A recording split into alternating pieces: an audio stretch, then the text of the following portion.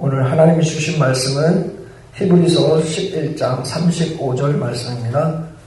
히브리서 11장 35절 말씀, 우리 다 같이 한 목소리로 읽겠습니다.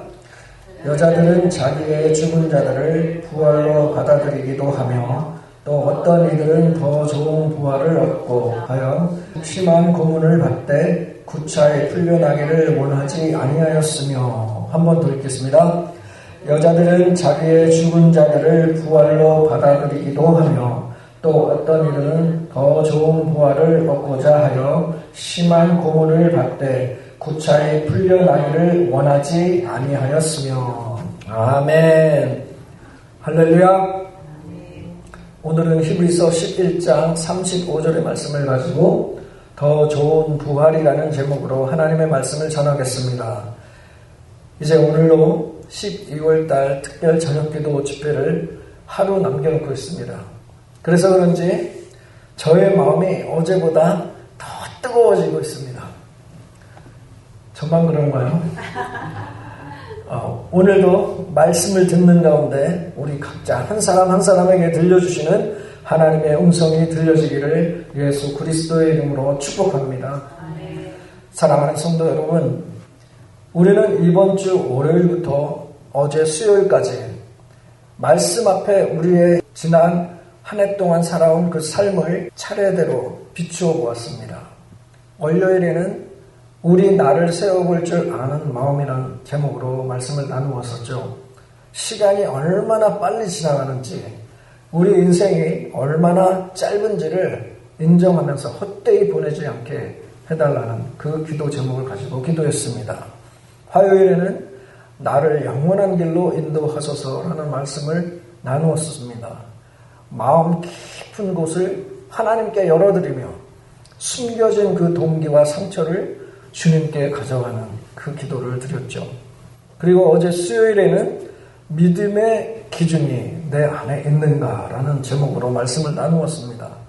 우리 신앙의 외형보다 정말 내 안에 주님과의 그 관계가 살아있는지를 살펴보았습니다.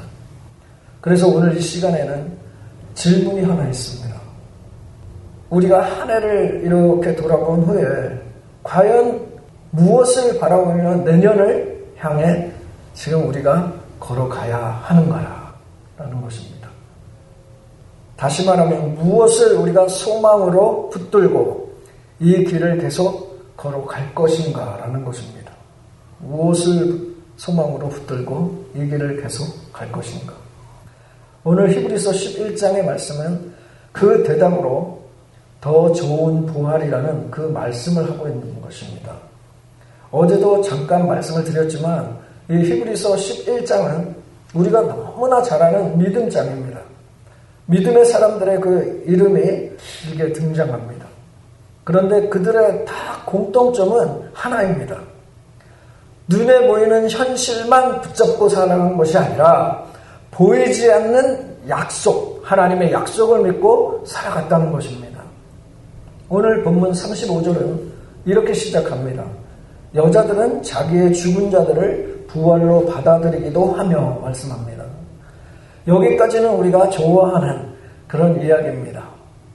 죽은 자가 살아나고 절망이 소망으로 바뀌고 눈앞에서 기적이 막 일어나는 이런 내용들입니다.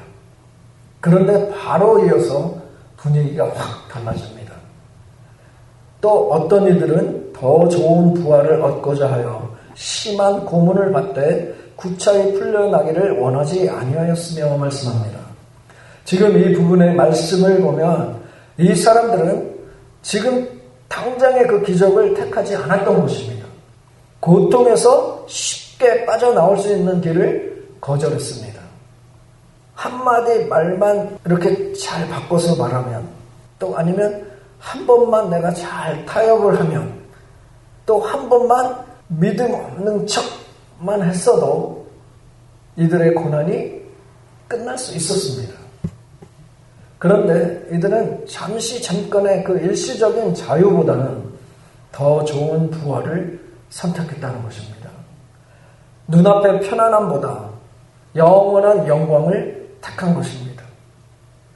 여기서 중요한 질문이 하나 생기죠.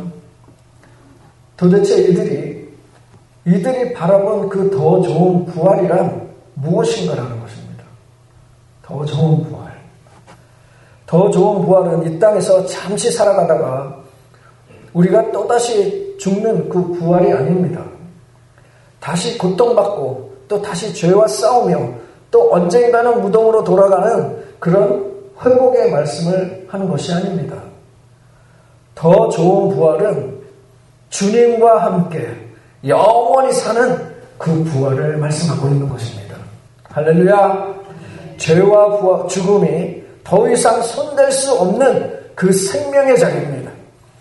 하나님 앞에서 온전히 인정받는 그 삶의 자리입니다.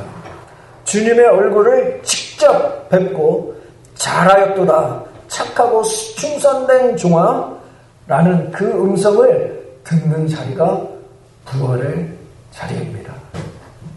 더 좋은 부활의 자리입니다. 하나님 앞에서 온전히 인정받는 그 삶의 자리. 이 사실을 저와 우리 모두가 항상 마음에 사모하며 바라보고 나아가며 우리가 살아가야 될 줄로 믿습니다.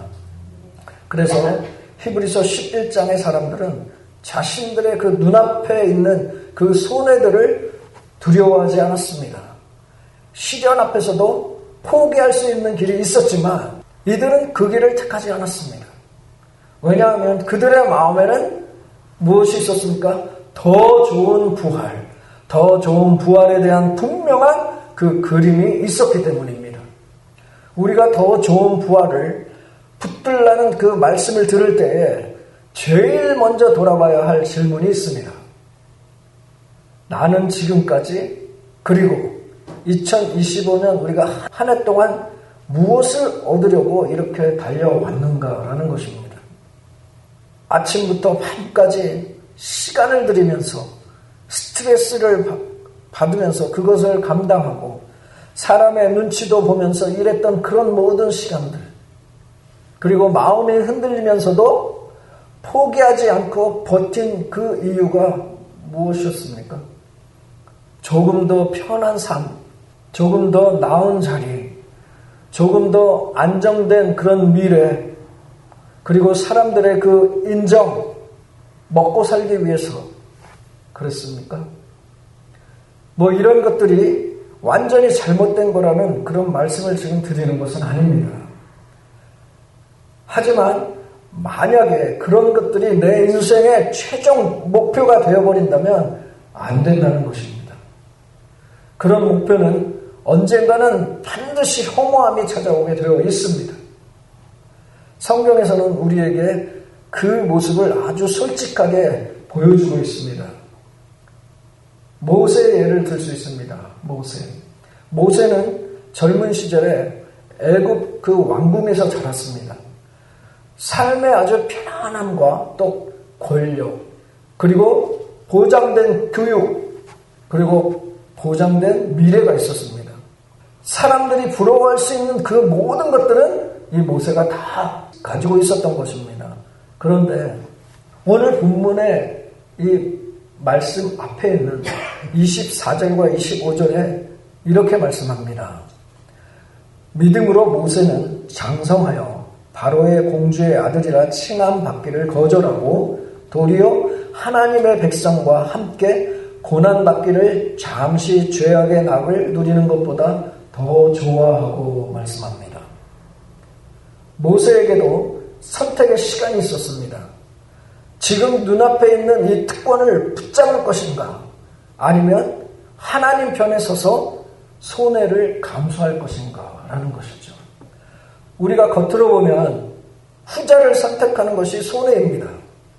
그런데 모세는 잠깐 누리는 그 즐거움보다 하나님과 함께 서 있는 길을 택했습니다. 왜 그랬을까요? 그 이유를 그 다음 절에 26절에서 이렇게 말씀합니다. 그리스도를 위하여 받는 수모를 애굽의 모든 보화보다 더 큰 재물로 여겼으니 이는 상 주심을 바라봄이라 말씀합니다. 이는 상 주심을 바라봄이라. 지금 당장 얻는 것이 아니라 하나님께서 나중에 주실 것을 바라보면서 결정을 한 것입니다. 자, 그런데 여기서 질문이 하나 생기죠. 우리가 잘 알듯이 이 모세는 예수님 시대에 살았던 사람이 아닙니다. 예수님 시대보다 훨씬 이전의 사람입니다. 그렇다면 어떻게 성경에서 그리스도를 위하여 받는 수모라고 말씀을 했냐는 것이죠. 그리스도를 위하여 받는 수모. 마치 모세가 예수님이 그리스도라는 이름을 알고 따라간 것처럼, 그런 따라간 사람처럼 들리지 않습니까? 이 26절에서 그리스도를 위하여 받는 수모라고 할 때 여기서 그리스도는 예수님의 그 성을 말하는 것이 아니라 메시아, 기름 부음을 받은 자라는 그런 뜻입니다. 히브리서 이 기자는 이미 예수님께서 그 메시아이심을 알고 있는 그 입장에서 쓴 것입니다. 그래서 모세의 그 선택을 메시아 쪽에 선 그 선택으로 해석해서 표현을 한 것입니다. 모세는 예수라는 그 이름을 몰랐지만 아브라함과 이삭과 야곱에게 주신 그 언약을 이 모세는 믿었던 것입니다. 그래서 하나님께서 장차 자기 백성들을 완전히 구원하실 것이라는 그 메시아의 약속을 이 모세는 믿고 살아갔던 사람입니다. 그래서 애굽의 그 영광 대신에 약속의 백성과 함께 가는 그 길을 택했고 그 과정에서 여러 가지 수모와 고난을 감당을 했었습니다. 히브리서 기자는 이 길이 훗날에 예수님이 걸어가신 길과 또 같은 방향이기 때문에 모세가 당한 고난을 그리스도를 위하여 받는 수모라고 부르는 것이었습니다. 부른 것입니다. 한마디로 말하면 모세는 눈앞의 애굽의 그 보화보다도 장차 메시아 안에서 이루어질 그 상 주시는 그 하나님을 바라보고 선택한 사람이다라는 것입니다. 그래서 하나님께서 모세의 그 선택을 그리스도 편에 선 그 선택으로 인정하신 것입니다. 자, 그런데 이와 반대로 성경에서는 다른 선택을 한 사람도 나옵니다. 바울 곁에서 한동안 함께 섬기던 그 데마라는 사람이 있습니다. 데마. 이 디모데후서 4장 10절에서 보면 사도 바울은 그 데마에 대해서 이렇게 고백을 합니다. 데마는 이 세상을 사랑하여 나를 버리고 말합니다. 데마는 이 세상을 사랑하여 나를 버리고. 한때는 바울과 같이 복음을 들고 또 복음을 위해서 뛰던 그런 사람이었습니다. 그런데 어느 순간에 이 데마라는 사람이 지금 이 세상이 더 매력적이고 더 좋아 보였던 것입니다. 하와가 사과를 먹었을 때 어떻게 보였습니까? 보기에 보암직도 하고 또 지혜롭게 할 만한 그 마음이 그 하와의 마음에 들어갔었죠. 마찬가지입니다. 눈에 보이는 그 안정과 현실적인 그 이익과 또 그리고 편안함과 자신에게 기쁨을 주는 그런 것들이 있었습니다. 세상에. 그래서 어떻게 했습니까?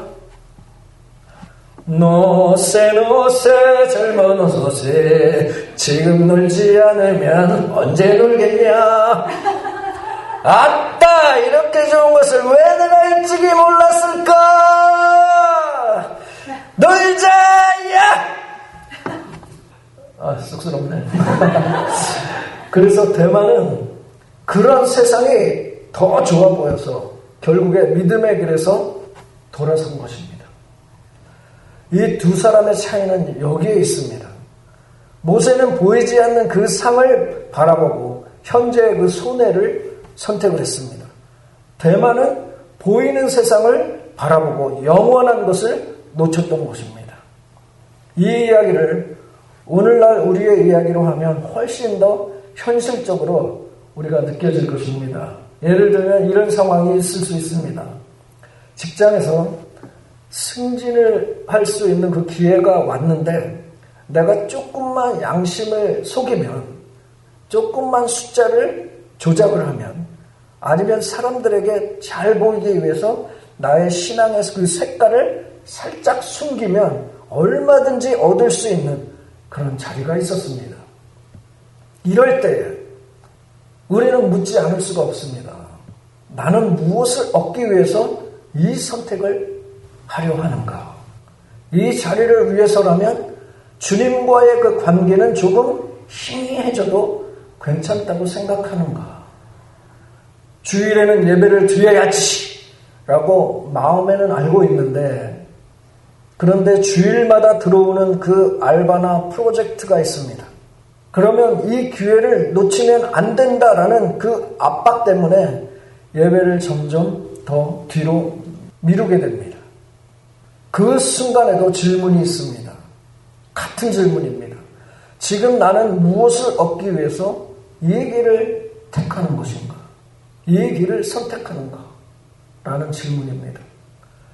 만약에 조금 더 벌기 위해서, 조금 더 안정된, 조금 더 인정받기 위해서 나의 영혼이 자꾸 양보되고 있다면 그건 눈앞에 작은 그 이익 때문에 하늘의 상을 깎아먹는 그런 선택일 수 있습니다. 우리 사역자들에게도 마찬가지입니다. 우리가 사역을 하면서 사실은 하나님보다 결과와 또 숫자를 더 의식할 때가 있습니다. 여기 모인 우리 성도님들의 숫자를 많이 의식하죠. 요즘에는 동영상도 있어서 그 동영상에서 좋아요 누르는 거 아니면 그 숫자 올라가는 것만 계속 보고 있는 사람들이 접니다. 아주 미치겠어요. 내가 동영상을 치워버려든가 해야지. 얼마나 이게 신경이 쓰이는지 모릅니다. 그러다 보면 어느새 마음이 무거워지고 또 비교와 낙심 속에 빠지기 쉽습니다. 그때 하나님께서 물으시는 겁니다. 너는 무엇을 얻고자 이 일을 하고 있느냐? 사람의 평가냐? 아니면 나의 인정을 바라보며 하고 있는 것이냐? 묻습니다. 사랑하는 성도 여러분, 더 좋은 부활을 얻고자 하여 라는 이 말은 지금 이 자리에서 우리의 목표를 다시 정의하라는 그 초대입니다. 다시 정의하라는. 지금 눈에 들어오는 그 편안함을 위해서 살 것인지, 아니면 나중에 주님 앞에 서는 그날 부끄럽지 않게 서기 위해서 살 것인지 선택하라는 부르심입니다. 이 주님의 부르심을 우리를 정죄하기 위한 것이 아니라 이제 남은 인생을 다르게 살 수 있는 그 기회를 주는 것임을 믿으시기 바랍니다. 내가 지금까지는 눈에 보이는 것에 끌려다녔다 할지라도 오늘 이 순간부터는 더 좋은 부활을 얻고자 다른 선택을 할 수 있기 때문입니다. 그래서 이 말씀은 우리를 향한 도전이면서 동시에 소망입니다. 지금까지 어떻게 살아왔든지 앞으로는 다른 것을 바라보고 살 수 있다. 주님 앞에서 영원히 남는 것을 위해서 오늘의 손해와 또 희생을 기쁘게 선택할 수 있다라는 것이죠.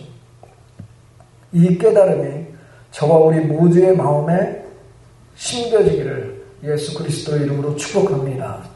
자, 그런데 어쩌면 어떤 분은 지금 마음속에 이렇게 생각하실지도 모르겠습니다. 아니, 부활 이야기는 보통 부활절에나 하는데 왜 연말 집회에서 이 말씀을 하십니까? 라는 분들이 있겠죠. 이 질문의 대답은 오늘 결론입니다. 오늘 말씀의 결론. 부활은 1년에 한 번 부활절에 떠올리는 행사가 아닙니다. 우리가 1년 내내 어떤 기준으로 살아갈 것인가를 결정하는 진리가 이 부활의 이야기이기 때문입니다. 그래서 이 12월 달이지만 우리의 삶은 오늘로 끝나지 않습니다. 하루가 지나고 한 해가 지나고 그렇게 지나도 우리에게는 반드시 누구 앞에? 주님 앞에 서는 날이 기다리고 있습니다. 그래서 연말에 이 말씀을 나누는 이유는 올해를 잘 끝내기 위해서 말씀을 전하는 것이 아닙니다. 영원을 바라보고 새해를 시작하기 위해서 말씀을 전하는 것입니다. 만약 우리가 이 땅에 있는 그 시간만 바라보고 산다면 성공과 실패, 그리고 많고 적음, 편안함과 불편함, 그런 것만 가지고 우리가 한 해를 평가할 수밖에 없습니다. 그러나 더 좋은 부활을 바라보는 그 사람은 이렇게 질문을 합니다. 2025년 한 해 동안 나는 하늘에 무엇을 쌓았는가? 주님 앞에 섰을 때 기쁘게 드릴 수 있는 그 열매가 있는가? 내가 드렸던 눈물과 수고와 헌신이 주님 손 안에서 어떻게 기억될 것인가? 라는 것이죠. 연말에 부활을 이야기하는 것은 저와 우리 모두에게 새로운 눈을 열어주는 그런 일입니다. 2025년을 당장 눈앞에 그 결과로만 보지 말고 주님의 시선으로 바라보게 만들어주는 것입니다. 그래서 오늘 우리는 이렇게 결단할 수 있습니다. 주님, 2026년에는 눈에 보이는 것만 계산하며 살지 않겠습니다. 더 좋은 부활을 바라보며 살겠습니다. 편안함보다 순종을, 안전함보다 믿음을 선택하겠습니다. 잠깐의 그 만족보다 주님 앞에서의 그 영원한 기쁨을 나는 선택하겠습니다. 라는 결단하는 것입니다. 사랑하는 성도 여러분, 이 결단이 한 사람의 그 삶을 바꿀 것입니다. 저와 우리 모두의 삶을 바꿀 것입니다. 믿으십니까? 그리고 그 한 사람을 통해 어제도 말씀을 드렸지만 나의 가정이 살 것입니다. 저와 우리 모두의 삶을 바꿀 것입니다. 그 한 사람을 통해서 우리의 사역이 것입니다. 교회가 살아날 것입니다. 오늘 이 저녁에 주님이 그 한 사람을 바로 어떤 사람으로 부르시는지 아십니까? 여기 모인 우리 한 사람 한 사람입니다. 여기 모인 우리 한 사람 한 사람을 부르신다는 것을 믿으시기 바랍니다. 더 좋은 부활을 얻고자 하여 믿음의 길을 선택한 사람들, 그 사람들이 바로 2026년을 열어갈 하나님 나라의 주인공들입니다. 그 주인공들이 누구입니까? 바로 여기 있는 모임 저와 우리 모두입니다. 할렐루야. 저와 우리 모두가 그 마음 가지고 2025년 이 한 달 남은 기간을 우리가 마무리를 하고 또 새해를 맞이하는 그런 복된 하나님의 사람들로 살아가시기를 예수 그리스도 이름으로 축복합니다.